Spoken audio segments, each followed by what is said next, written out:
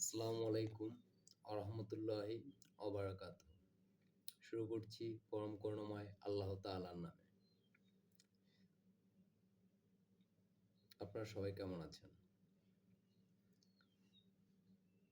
আজকে যে বিষয়টা নিয়ে কথা বলবো সেটা হচ্ছে বিশেষ করে আমরা বাঙালিদের আমাদের একটা কালচারটা কি জানেন?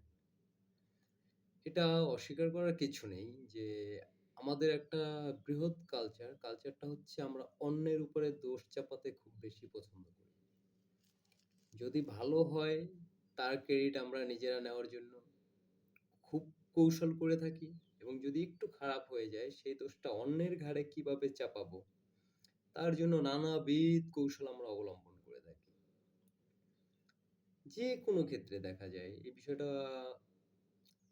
পরে মানে পর্যবেক্ষণ করলে কিন্তু এই বিষয়টা দেখা যায় যে আমরা প্রত্যেকটা কাজে অন্যের উপরে দোষ চাপাতে একটু বেশি পছন্দ করি। নিজে কখনো দোষটা কাঁধে নিয়ে বা দায়টা কাঁধে নিয়ে ঝামেলাটা শেষ করতে চাই না।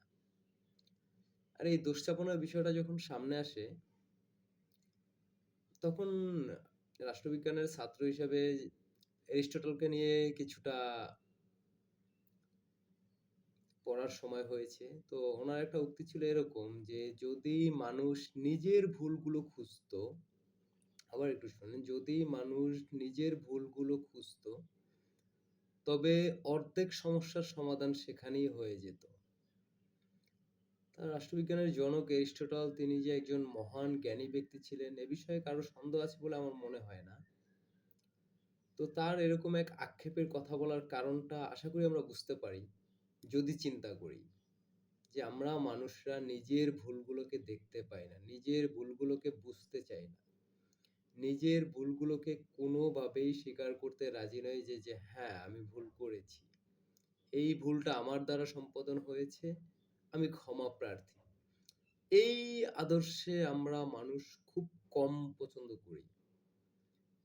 কিন্তু বস্তুত হচ্ছে আমরা যদি নিজেদের ভুলগুলোকে নিজেরা স্বীকার করে নিতাম, নিজেদের ভুলগুলো নিজেরা খুঁজতাম, অন্যের ভুলগুলো না খুঁজে, তবে অর্ধেক সমস্যা এখানেই সমাধান হয়ে যেত, এটা সত্য। আমার মনে হয় অর্ধেক না, আরো বেশি সমস্যার সমাধান হয়ে যেত যদি নিজের ভুলগুলো নিজে খুঁজতাম এবং নিজের সমাধানটা নিজে করতে পারতাম। কিন্তু বস্তুত আমরা কি করি? আমরা অন্যের ভুলগুলো নিয়ে খুব খোঁজাখুঁজি করি। এ কথাটা বলার বিশেষ একটা কারণ নেই। তবে রিসেন্টলি আমাদের স্থানীয় একটা মসজিদে মহিলা জামাতের আয়োজন করা হয়েছে। অত্যন্ত আনন্দের বিষয় এটা। কিন্তু স্থানীয় আবার কিছু মুরব্বি বা কিছু লোকজন এই বিষয়টা নিয়ে অত্যন্ত সমালোচনা করছে। আসলে এটা সমালোচনার বিষয় নয়। আপনি নিজেও এটাকে সাধুবাদ জানান। হয়তো একজন উপকৃত হতে পারে। যাই হোক, দেখা যাচ্ছে যে আমরা যারা সমালোচনা করি একটা বিষয় নিয়ে, আমাদের নিজেদের দিকে তাকালে দেখা যাবে আমাদের অনেক ভুল আছে। যে ভুলগুলো নিয়ে আমরা একবারও সমালোচনা করি না। প্রত্যেকটা মানুষের উচিত নিজের ভুলগুলোকে নিয়ে সমালোচনা করা উচিত। নিজের কৃতিকর্ম নিয়ে নিজেকে সমালোচনা করা উচিত। তাহলে আমরা অনেক মন্দ কাজ থেকে বেরিয়ে আসতে পারবো। যাই হোক, আল্লাহ আমাদের নিজেদেরকে সঠিক বুঝ দিক। নিজেরা যেন সচেতন হতে পারি। প্রত্যেকটা মানুষ যেন ব্যক্তিগতভাবে সচেতন হয়ে ওঠে। এইটাই একমাত্র চিন্তা এবং কামনা। সবাই ভালো থাকবেন, সুস্থ থাকবেন। আসসালামু আলাইকুম ওয়া রাহমাতুল্লাহি ওয়া বারাকাতুহু।